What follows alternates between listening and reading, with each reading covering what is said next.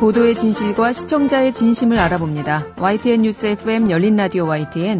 저는 프로듀서 김양원입니다. 대선까지 이제 80여일 남았습니다. 대선 후보들이 선대위 전열을 갖추고 민생 행보와 정책 공약을 내고 있는데요. 그런데 최근 이슈가 되었던 대선 관련 뉴스는 정책 검증보다는 사생활 의혹 보도가 떠오릅니다. 특히 인권이나 사생활 영역에 대한 최소한의 고려 없이 정치적인 검증이라는 이유로 선정적인 발언과 폭로가 계속됐죠. 또 이와 별개로 최근엔 정치 인플루언서의 SNS 글을 그대로 인용 보도한 언론사들이 선관위에 주의 처분을 받기도 했는데요. 조동연 전 민주당 상임선대위원장의 사생활 보도, 여러분은 어떻게 보셨습니까? 잠시 후 미디어 비평에서 이야기해 보겠습니다. 오늘 순서 바로 시작하죠.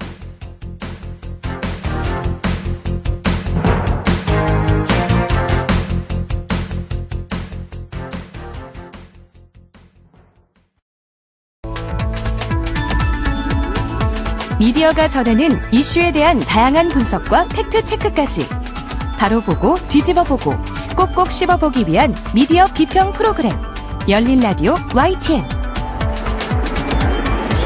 대선이 이제 90일도 채 남지 않은 상황이죠. 각 당 대선 후보 선대위가 출범하면서 선대위원장으로 영입된 인사들에 대해서 논란이 끊이지 않았던 지난 한 주였습니다. 특히 민주당 공동상임선대위원장직에 영입됐던 조동연 서경대 교수 사생활 논란으로 사퇴했죠. 오늘 미디어 비평에서 한번 짚어보겠습니다. 김원경 문쿨미디어 인권연구소장 전화 연결돼 있습니다. 소장님 안녕하세요. 네, 안녕하세요. 네. 자, 강용석 변호사죠. 유튜버로 네. 활동하고 있는데 이분이 개인 SNS에 조동연 전 상임선대위원장의 사생활에 대한 제보를 공개하겠다. 이렇게 하면서 이 관련한 보도들이 시작됐습니다. 네, 맞습니다. 지난달 30일에 강용석 변호사가 제보가 쏟아진다면서 조동연 씨의 이용 과정에 대한 내밀한 사생활을 공개했습니다. 강 변호사는 다음 날인 12월 1일 유튜브 가로세로 연구소 방송에서요. 조동연 씨 자녀의 실명, 생년월일, 얼굴까지 노출했고요. 전 남편과 조동연 씨 자녀의 부친으로 추정되는 인물의 실명을 언급하기도 했습니다. 이 과정에서 추정 인물과 자녀 사진을 붙여놓은 사진까지 공개를 했습니다. 그 재판 기록에 있는 전 남편 이름 2글자, 아이 이름 2글자, 전 남편과 아이들 가족 사진까지 모두 공개해버린 것인데요. 네. 또한 2일에는요, 자녀 이름과 사진을 공개하고 이를 페북에 썼다가 스스로 삭제하기도 했습니다. 2일 방송에서는 판결문을 공개하면서 자녀 이름을 흐릿하게 보이게 했고 유전자 검사서에 아이 실명을 공개했습니다. 그리고 이때는 전 남편 이름은 가린 상태였습니다. 민주당이 이러한 논란에 대해서 사실이 아니라며 법적 대응을 하겠다라고 했고요. 12월 1일 안민석 의원이 YTN 라디오에서 사실 아닌 걸로 확인되었다라고 하자 강용석 씨는 누가 가짜뉴스라고 했는지 명확히 밝혀라. 이재명, 송영길 이름으로 고소해라라고 주장하기도 했습니다. 네. 네. 대선 후보 선대위원장을 모르겠어요. 이게 공적인 영역에 있는 공인이다라고 네. 친다고 하더라도 아직 미성년이잖아요. 이렇게 네, 어린 그렇죠. 자녀들의 실명, 사진 이런 것들을 영상으로 그냥 공개했다. 이런 지점은 좀 저희가 좀 짚고 넘어가야 할 것 같은데요. 네. 그 강용석 변호사의 유튜브 내용을 그대로 전하는 언론 보도들이 실은 이때부터 막 보도되기 시작이 됐거든요. 어땠습니까? 예, 그렇죠. 12월 1일에 가로세로 연구소에서 보도한 자녀 친부로 유추된다는 인물에 대해서는 12월 5일까지는 그나마 보도가 없었습니다. 네. 지난 5일 조동연 씨가 자신이 성폭행을 당한 바 있다라는 입장을 내기 전까지는 상대의 인명 자체는 언급되지 않았죠. 그러나 사안이 워낙 선정적이고 화제가 될 수밖에 없다고 생각돼서인지 이후에 많은 언론 보도가 나오기 시작했습니다. 제가 한국언론진흥재단에서 운영하는 비카인지에서 11월 29일부터 12월 9일까지 조동연을 키워드로 해서 추출된 보도를 찾아보니 총 976건이었습니다. 네. 네이버로 하면 이보다 훨씬 더 많아집니다. 주요 언론사만 포함하는 그 비카인지 특성을 봤을 때 이 976건도 사실 굉장히 많이 나온 거고요. 이 중에서 주요 언론사 보도량을 따로 보니까 KBS 25건, MBC 25건, SBS 19건, YTN이 122건이었습니다. 중앙일간지를 보면요. 경향신문 31건, 국민일보 49건, 동아일보 35, 서울신문 36, 세계일보 76, 조선일보 51, 중앙일보 58, 한겨레 23, 한국일보 31건이었습니다. 네. 물론 조동현이라는 키워드가 들어간 보도 모두가 문제라고는 할 수 없습니다. 그러나 조동현이라는 키워드가 들어간 보도가 이렇게 많다는 것 자체가 기본적으로 문제라고 생각이 듭니다. 이 976건 모두가 조동현 사생활 논란을 중점적으로 다룬 보도는 아니고 해당 언급을 하는 보도 정도인 경우도 많습니다. 하지만 이 보도들이 대체로 사생활 논란을 운운하면서 이 사안을 결국은 논란거리로 키우게 되었다라는 점은 분명하다고 생각합니다. 네. 그리고 그 와중에 정말 분명하게 문제가 되는 정말 화가 나게 하는 그런 보도들, 그리고 강용석 씨 발언을 확대 재생산하는 보도들도 들어있습니다. 네. 이 조동현 전 상임선대위원장이 성폭행 사실을 공개하면서 네. 되레 더 보도가 선정적으로 네. 불이 붙게 됐는데 저 개인적으로 사실 참 이 과정 자체가 너무 안타까웠는데요. 네. 이 지난 한 주간 그 모든 언론사들이 수십 건씩 보도했던 조동현 씨 네. 관련 보도들 어떤 내용들이었나요? 대체로 조동현 씨가 선대위원장으로서의 자격이 있는지, 그의 전문가로서의 자격이 있는가, 이런 것을 검증하는 내용은 없었습니다. 네. 대부분 그야말로 사생활 논란에만 집중했습니다. 그리고 이 과정에서 강용석 씨의 주장을 보도윤리 관점에서 점검하고자 하는 내용들은 별로 없었습니다. 도리어 판결문과 유전자 검사를 해보니 혼외자가 맞더라라는 식의 보도들이 더 많았습니다. 심지어 조선일보 12월 3일자 사설 가짜뉴스 법적 조치라더니 하루 만에 확인된 영입인재 추문에서는요. 시중에 조 위원장 육사 동기들이나 전 남편 지인들을 통해 혼외자 출산 논란이 확산하고 있었고 심지어 입증 자료까지 제시했다라고 보도를 했습니다. 문제는 이런 모든 내용들이 강용석 유튜브 정보에 의존하고 있는 것이라는 겁니다. 저는 근본적으로 이번 논란은 해당 정치인의 정당이 무엇이었든 간에 애초에 보도가 되지 말았어야 하는 이슈라고 생각합니다. 네.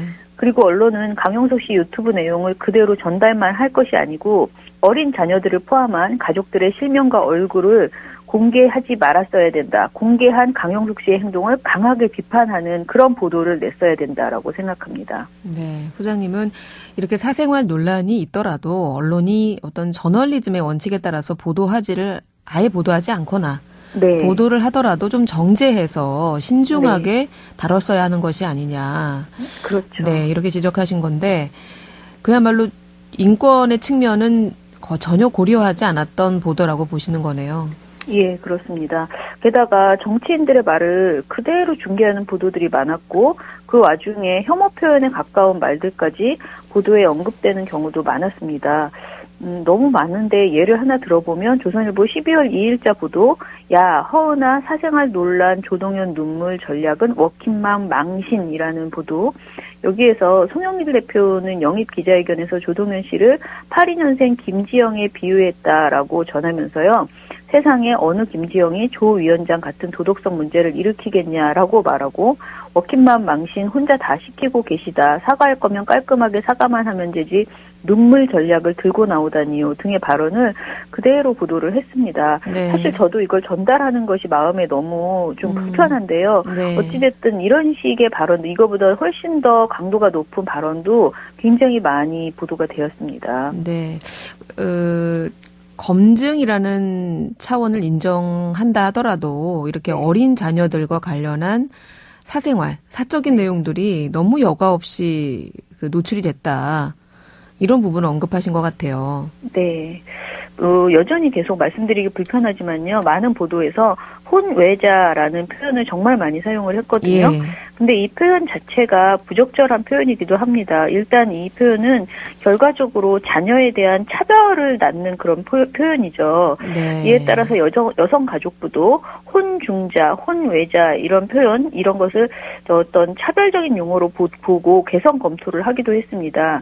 그리고 20대 국회에서도 혼중자, 혼외자 표현 삭제 개정안이 나오기도 했었어요. 네. 그런데 이번 보도에서 보면 조동현과 혼외자라는 글이 함께 등장하는 그런 보도가 몇 건이나 나왔나 제가 또 마찬가지로 빅카인지에서 검색해봤거든요. 네. 총 259건이나 나왔습니다. 정말 많은 보도에서 혼외자라는 표현을 조동연이라는 키워드와 같이 사용했다라는 것을 확인할 수 있었습니다. 네, 제목만 봐도 그런 보도들이 굉장히 많았던 것 같고요. 네. 사용 자체가 부적절하다라고 지적하신 이 혼외자라는 표현이 등장하는 순간 이번 사안에 대한 접근이 참 선정적으로 흘러갈 수밖에 없지 않았나 싶거든요. 예, 맞아요. 굉장히 선정적인 보도들이 많았고요. 보도 제목이나 보도 내용이 정말 옮길 수 없는 내용들이 많습니다. 빅카인지 검색에서 제가 한번 조동연 보도에 상간녀라는 키워드를 함께 넣어서 이 보도가 있나 찾아보았습니다. 네. 그랬더니 세계일보가 12월 2일에 제목이 혼외자 논란, 조동연 해명에도 상간녀 등 막말 비난 댓글이라는 보도를 했습니다. 네. 그리고 12월 2일 위키트리 보도는 지금도 제목이 조동연 민감한 과거 사생활 놓고 논란 확산으로 바뀌어 있지만요. 이 보도가 제가 애초에 찾아봤을 때에는 제목이 불륜으로 딴 남자 아이 낳고 친자식인 듯 남편 속인 사람을 대선판에였습니다.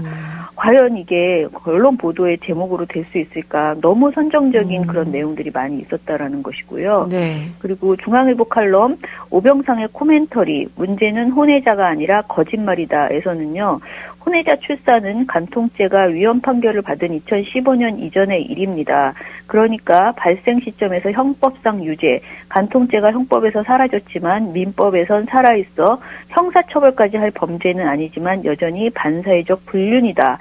라고 비판하는 그런 칼럼도 나왔습니다. 네. 애초에 앞서서 조동연 씨 측에서 본인의 네. 입장을 밝혔던 12월 5일 이후에 이런 네. 관련된 보도들이 더 폭증했다라고 말씀하셨는데 조동연 씨가 선대위원장직을 사퇴했죠. 결과적으로 네, 사퇴한 네. 이후에도 근데 그 선정적인 보도들은 좀 수그러들지는 않았던 것 같아요. 맞아요. 수그러들지 않습니다. 사퇴 네. 이후인 4일에도 강용석 받아쓰기 보도는 여전히 되고 있고요. 계속 그 말을 옮길 수 없는 수준의 내용들이 보도되고 있습니다. 머니투데이 보도 지금은 삭제가 되었던데요. 네. 제목이 조동연 측 자녀 사진 공개한 가세형 고발, 강용석 아이들 모습 다 비슷이라는 보도가 있었고요. 조선일보는 강용석 내가 조동연 자녀 공개, 눈 부위 가려 엄마 외엔 몰라라는 12월 4일 보도가 있었는데요. 이런 보도들은 사실상 강용석 씨의 그 주장을 그대로 실어주는 보도입니다. 네. 또한 5일 조동연 씨가 입장문을 발표한 이후에도 그 입장문을 보도하면서 이데일리에서는 조동연 성폭력 임신 입장에 강용석 강간범 밝히는데 인생 바치겠다라고 보도를 했습니다. 네. 조동연과 강용석 씨의 네. 주장을 기계적 중립처럼 전한 것처럼 보이는 이런 제목들이 있지만요. 사실 이 보도들은 열어보면 과연 제목과 달리 곧 그 강용석 씨의 주장에 방점을 찍어놓은 보도이거든요. 그러니까 네. 조동연 씨가 거짓말을 했을 것이다라는 거에 방점이 찍혀있는 보도들이 더 많았다라는 점입니다. 자, 그러면 이번 1년에 이런 사태라고 해야 되나요? 조동연 씨 네. 관련된 보도들 중에서 좀 제대로 이번 네. 사안을 우리가 좀 제대로 볼 필요가 있다라고 지적한 보도들은 없었나요? 보도 있었습니다. 한겨레와 한국일보가 관련된 보도를 좀 잘했는데요. 한겨레는 3일 보도 여당 인재영입 1호 낙마가 들춘 3가지 민낯에서 무책임하고 선정적인 의혹 제기를 일삼는 유튜버도 문제지만 언론마저도 그들과 다를 바 없는 비윤리적인 보도 행태라고 비판했습니다. 한국일보는 조동연 사태 뒤 또 신상털이, 보수 누리꾼도 선 넘었다 비판, 또 사설 검증부실 조동연 사설 그래도 사생활 침해 과하다 등의 보도에서 네. 가세연을 강하게 비판했습니다. 10년 전 이혼으로 정리된 부부 사이의 문제가 선거 책임자로서 결격 사유가 되는지 아닌지는 따져볼 문제이나 민주당의 영입 과정이 미숙했다. 그리고 부실한 검증과 거짓 해명, 사흘 만에 선대위원장 사퇴로 선대위 쇄신은 비시바라고 한 개인의 가정사가 만천하에 드러나는 상황이다. 도덕성과 별개로 그에 대한 돈 없는 사생활 침해는 안 되는 일이다. 강용석 변호사는 혼외자 문제를 처음 폭로한 후 유튜브 채널 가로세로 연구소에서 어린 자녀의 얼굴, 실명, 생년월일을 공개해 대중의 먹잇감이 되도록 만들었다. 이건 검증이 아니라 폭력이다. 이렇게 비판했습니다. 네. 그리고 전국언론노동조합도 7일에 성명을 내서 말장난 낚시를 던져 돈 쓰는 독자를 꿰는 데 혈안인 몇몇 개인 매체의 주장에 기댄 보도는 당장 멈추어야 한다. 독자를 이리저리 들쑤셔 2차 가해 덫에 빠뜨리는 몇몇 언론과 브로치 운운하는 정치권은 성평등 교육 체계부터 마련할 일이다라고 자중자애를 당부했습니다. 네. 저희가 이런 미디어 비평 코너를 통해서 이렇게 네. 조회수에 기댈 수밖에 없는 유튜브들, 또 SNS 이런 것들에 네. 대한 그 지적을 꾸준히 해오지 않았습니까? 네네. 그런데 이번 사안을 통해서 보면 정치인, 뭐 이게 사실 조동현 씨가 정치인이라고 하긴 좀 그래요. 이게 선대위원장으로 영입된 그렇죠. 인재이기 때문에. 근데 어쨌든 뭐 크게 봐서 이 공인이라는 이름으로 이렇게 사적인 영역을 도마 위에 올려놓는 보도들 이런 것들을 이거를 우리가 검증이라고 할 수 있을까? 네. 이게 과연 검증인가 아닌가 이런 것에 대한 사실 논란들이 있거든요. 소장님은 어떻게 보세요? 일단은 저는 검증을 사실이냐 아니냐보다 검증을 해야 될 이슈이냐 아니냐 이것이 네. 더 중요하게 판단되었어야 된다라고 생각하고요. 네. 이번 보도는 정치 보도도 선거 보도도 아니라고 생각합니다. 그냥 저는 아동학대 보도라고 생각이 들어요. 한 사람의 인격을 말살하는 이런 보도 행태였다라고 생각을 하고요. 네. 강용석 씨의 이번 행태는 분명히 법적인 판단을 받아야 합니다. 그리고 이런 상황을 제대로 판단하지 않고 클릭수 또는 정치적 유불리에 의존해서 이 관련 내용을 퍼나르게 했던 언론의 행태도 정말 강한 비판을 받아야 한다라고 생각합니다. 네, 알겠습니다. 오늘 말씀 잘 들었습니다. 고맙습니다. 네, 감사합니다. 네, 지금까지 김원경 뭉클미디어 인권연구소장이었습니다. 진실을 전합니다. 진심을 다합니다. 시청자 여러분의 목소리에 귀 기울이는 YTN 뉴스 FM 열린 라디오 YTN 토요일 저녁 8시 20분에 방송됩니다. 네, 이번에는 한 주간 YTN 라디오에서 방송된 프로그램들을 모니터링하고 평가해 보겠습니다. 오늘은 박은하 시청자평가원 전화 연결돼 있습니다. 평가원님 안녕하세요. 네, 안녕하세요. 네, 자 어떤 프로그램 모니터링 하셨습니까? 네, 이번 주에는 YTN 라디오의 오전 시사 프로그램이죠. 7시 20분부터 8시 56분까지 진행되는 프로그램 황보선의 출발 새아침에 대해 살펴보았습니다. 지난 11월 22일부터 26일까지 모니터링 했는데요. 이때는 이제 황보선 진행자가 잠시 휴가를 간 사이에 출발 새아침을 방송인 김재동 씨가 진행했습니다. 네, 화제도 많이 됐었어요. 김재동 씨 등장으로. 김재동 씨가 진행한 출발 새아침 어떻게 들으셨어요? 네, 우선 이제 김재동 씨의 차분하고 깔끔했던 진행이 긍정적이었습니다. 다수의 방송과 진행 경험이 있는 베테랑이다 보니 진행하는 방식이나 흐름은 급하게 맞게 된 자리라는 것이 느껴지지 않을 만큼 어색함 없이 자연스러웠고요. 이제 그동안 알고 있었던 이제 기존의 김재동 씨의 활발한 진행 톤에 비해서 많이 차분해지고 정제된 편이었다고 생각합니다. 네, 아무래도 전문 진행자시다 보니까 갑작스럽게 맡게 된 프로그램도 좀 유려하게 진행해 주신 것 같은데 다른 내용은 또 어땠습니까? 네, 또 이제 특유의 친근감과 이제 친화력으로 이제 방송을 진행해서 게스트와도 소통하는데 무리가 없었던 것 같습니다.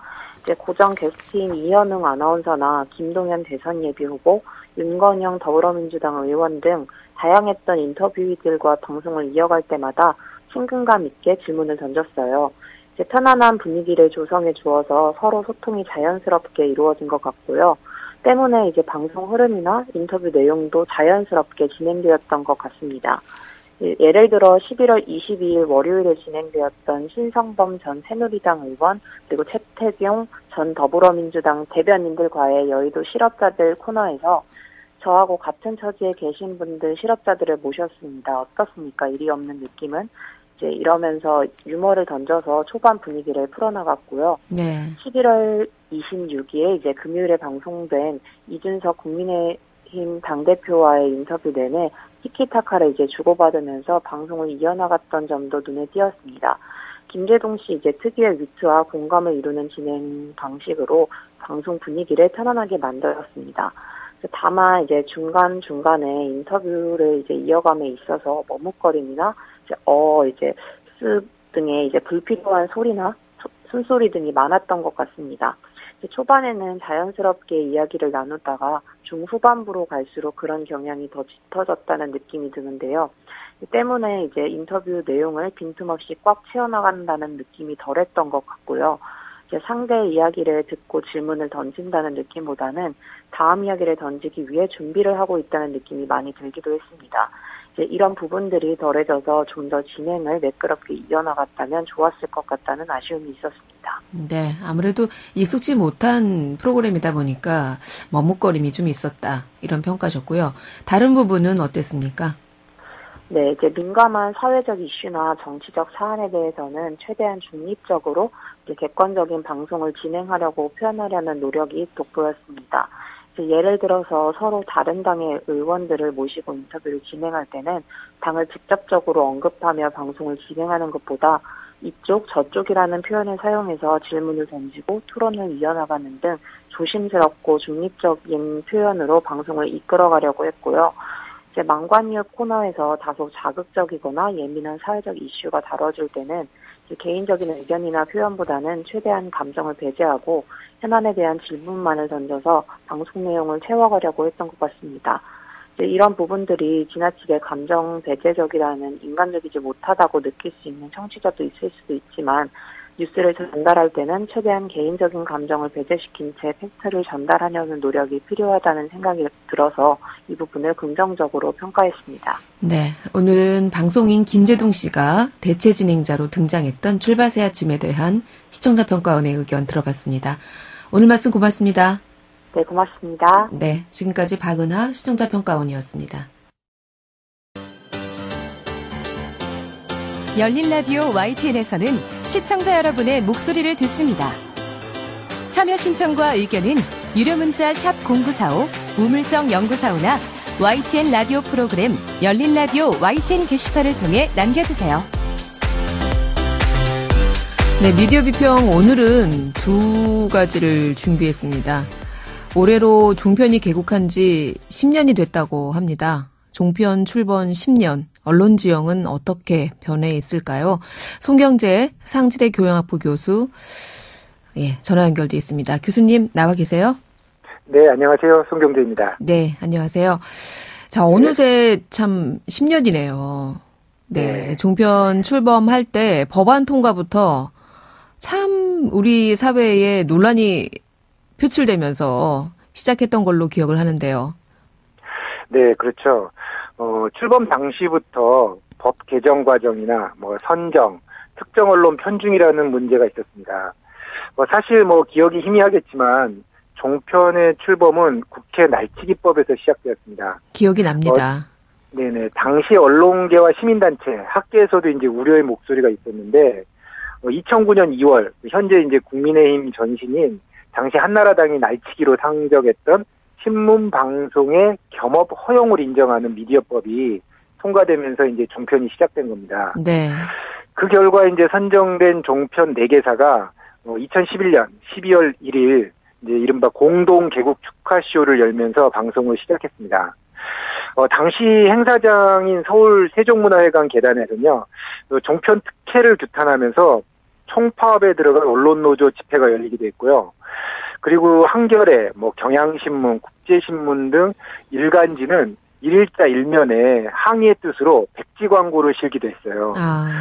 종편 출범이 미디어 다양성을 확대할 것이라는 입장과 거대 보수 매체 여론 독과점을 심해할 것이라는 입장에 격렬한 충돌이 있었습니다. 네, 그래요. 개국 초기부터 여러 가지 이런 상반된 의견들이 또 기대와 우려 이런 것들이 함께 시작됐던 종합편성 채널. 이 처음에는 대부분 신문사들에게 이 종편을 허가했잖아요. 그렇다 보니까 이 종편인데 보도 채널과 별반 차별화되지 못한 콘텐츠로 비판이 일기도 했고요. 지금 10년이 지난 상황은 어떤가요? 네, 상대적으로 조용히 10주년을 보내고 있습니다. 아무래도 이제 대선과 국회에서 당시 반대했던 더불어민주당의 상황을 좀 보고 있는 것 같고요. 네. 이에 대해서는 한겨레 12월 1일자 조용한 개국 10년 여러 부작용에도 종편은 웃는다. 뉴스에 잘 나타나 있습니다. 네. 이렇게 종편 개국 10년이 조용한 이유에 대해서 한편에서는 이미 출범한 거대 언론인 종편을 방송통신위원회의 재승인 심사에서 이제 더 이상 막을 수 없다는 그런 무력감이 반영된 것이란 비판도 있고요. 다른 한편에서는 이제 종편이 이젠 시청자들의 생활에 안착했다는 평가도 하고 있습니다. 네. 실제 종편사들은 언론사가 이제 대주주로 참여했기 때문에 언론 보도 부분은 강점이 있었습니다. 네.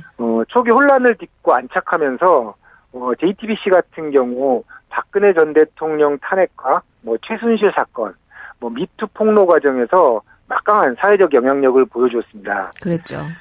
실제 지상파 방송 뉴스를 앞지르는 시청률을 기록했고 영향력도 더 크다는 그런 조사 결과가 나오기도 했죠. 네. 최근에도 이런 뉴스 부분의 강세는 계속되는 것 같습니다. TV조선의 메인 뉴스의 시청률이 MBC와 SBS 메인 뉴스의 시청률을 올해 1월에 처음 앞서기도 했습니다.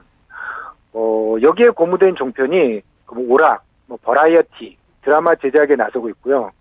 최근에는 이른바 트로트나 가요 경연 프로그램이 인기를 얻으면서 종편의 시청률도 상당히 상승한 것으로 나타났습니다. 네. 이에 이제 광고비도 큰 변화가 확인되었는데요.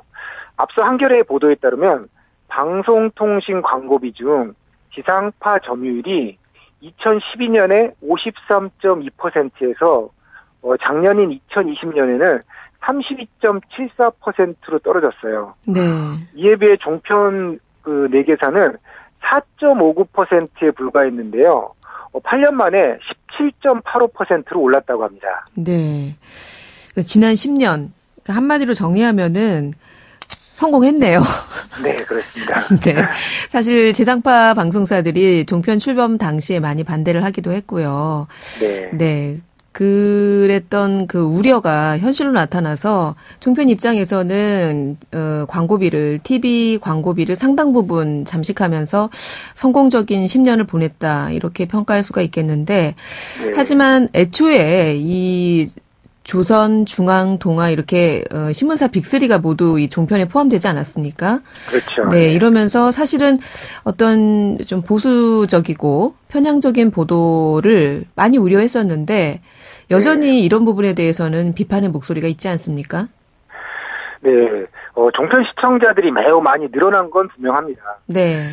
하지만 여전히 이제 당초 우려했던 점은 해결되지 않고 그대로인 것 같습니다. 낮 시간 방송과 50대에서 70대에 집중한 편성 내용이 안방 시청자들에게 소구했던 점이 종편 입장에서는 이제 성공적이었는데요. 네. 하지만 다른 지표들은 앞서도 말씀드린 바와 같이 여전히 논의의 대상입니다. 네. 이에 대해서는 크게 한 3가지로 정리할 수 있을 것 같은데요. 네. 우선 종편 4개사가 새로 방송이 되면서 미디어 다양성이란 취지에 걸맞는 공론장 활성화에 긍정적이냐는 부분은 여전히 비판이 대상이 되고 있습니다. 네. 즉 양적인 증가가 있었는데 언론 환경의 질적 성장으로 이어져야 하는데 아직 부족한 부분이 많다는 거죠. 네. 종편이 이제 사회적 공적 기능을 고려해야 하는데 여전히 건강한 공론장 형성보다는 폐쇄적이고 배타적인 경쟁과 분열적인 모습이 더욱 많은 것도 사실입니다. 네. 아무래도 보수층에 소구하는 보도 내용들이 좀 건강한 공론장 형성에 기여하기보다는 좀 배타적이고 분열적인 여론을 부추긴다 이렇게 평가하신 건데 이렇다 보니 좀 자극적인 보도들도 많고요. 그러다 보니 심의에 지적되기도 하지 않았습니까? 네, 바로 그게 이제 두 번째 지점인데요. 네. 방송 콘텐츠의 질적인 저하와 오보, 허위보도 등이 상당히 문제가 되고 있어요. 네. 방송통신심의위원회 심의제재 통계만 봐도요. 2013년부터 올 9월까지 TV조선은 법정 제재가 78건, 네. 행정지도가 403건에 달할 정도로 상당히 높은 비중으로 심의 제재를 받았습니다. 심지어 허위 정보인 가짜 뉴스가 종편에서 이제 시사 프로그램으로 방송되어서 네. 사회적 논란이 된 적도 있는데요. 네. 유명한 사건이죠. 2013년에 채널A가 보도한 5.18 북한군 개입설. 이건 명백히 잘못된 가짜 뉴스로 판명이 되었는데 지금도 끊임없이 재생산되고 논란이 되고 있습니다. 이럴 때 종편발 오보, 허위보도 문제가 사회적으로 문제가 되고 있습니다. 네. 그리고 이제 선정 당시에도 역시 논란이 있었습니다만 앞서 지적하신 대로 조선, 중앙, 동아, 매경 이런 보수 매체들이 주도하는 종편이 모두 선정되었거든요. 네. 그러다 보니 사회의 건강한 보수와 진보의 균형이 종편에서는 깨졌다는 비판이 계속되고 있습니다. 네. 한쪽의 목소리만 대변하는 이념적 갈라치기가 24시간 뉴스와 시사쇼 등에서 나오고 있다는 거죠. 네.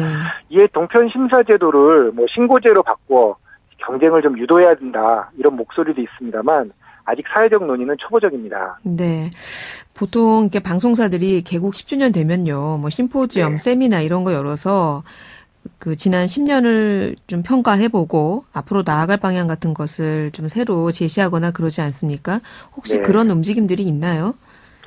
사실 이번은 상당히 조용히 지나가고 있는 것 같습니다. 역시 앞서도 말씀드린 대로 대선을 앞두고 있고요. 네. 그리고 여전히 이제 언론에 대한 비판적 시각이 많기 때문에 그런 것 같습니다. 그래요. 이제 10년 됐으니까 일단 지난 10년은 앞서 교수님께서도 평가하셨지만 성공적인 것 같다. 종편 네. 입장에서 보면요. 그렇죠. 네, 이번 기회에 좀 이렇게 지적된 문제들도 같이 좀 논의해보는 그런 계기가 됐으면 바라보고요. 다른 소식인데 최근에 진중권 교수의 SNS 내용을 그대로 인용 보도한 언론사들이 주의 조치를 받는 일이 있었어요. 이 네. 유튜브나 이런 소셜미디어 이런 곳에서 활발하게 활동하는 인플루언서들의 정치적이고 사회적인 목소리가 사실 요즘 많이 커지기도 했는데 지금이 대선 국면이다 보니까 이런 인용 보도에 대해서 가해진 심의 결정에 좀 관심이 쏠렸어요. 네, 그렇습니다. 선관위 산하기관인 인터넷 선거보도심의위원회라는 곳이 있는데요. 네. 이 기관은 많이 알려지진 않았습니다만 인터넷 뉴스의 정치적 영향력이 커지면서 이제 건강한 공론장을 만들기 위해서 선거 관련 뉴스에 대해서 모니터를 하는 기능을 하고 있습니다. 네. 연합뉴스 11월 16일자 뉴스인데요. 선관위 이재명 비판, 진중권 발언 인용한 보도의 주의 조치 뉴스에 따르면요. 더불어민주당 이재명 대선 후보에 대한 진중권 전 동양대 교수의 발언이나 글을 그대로 인용해서 보도한 일부 언론이 주의, 그리고 공정보도 협조 요청 등의 조치를 받았다고 합니다. 네. 즉 소셜미디어상의 정치적 발언이 문제가 된 것이 아니라 이를 인용 보도하는 과정에서 일방적 비판 인용은 특정 후보 유불리에 영향을 미친다고 판단한 겁니다. 네. 사실 소셜미디어나 인터넷에서의 자유로운 정치적 의사표현은 이미 헌법재판소에서 위헌 판결이 나오면서 합법화가 되었거든요. 네. 여기서 문제는 이러한 소셜미디어상의 정치적 발언이 아니라 이를 보도하는 언론사 뉴스에 대한 조치인 겁니다. 네. 사실 요즘 뉴스의 대부분이 유튜브, 페이스북 같은 이 개인 SNS에 유명 정치인이나 아니면 평론가, 진중권 교수 같은 이런 분들이 올린 내용을 그대로 받아 쓰는 것들이잖아요. 네. 그러니까 이렇게 인용 보도하는 것에 대해서 제동을 건 것이네요. 네, 그렇죠.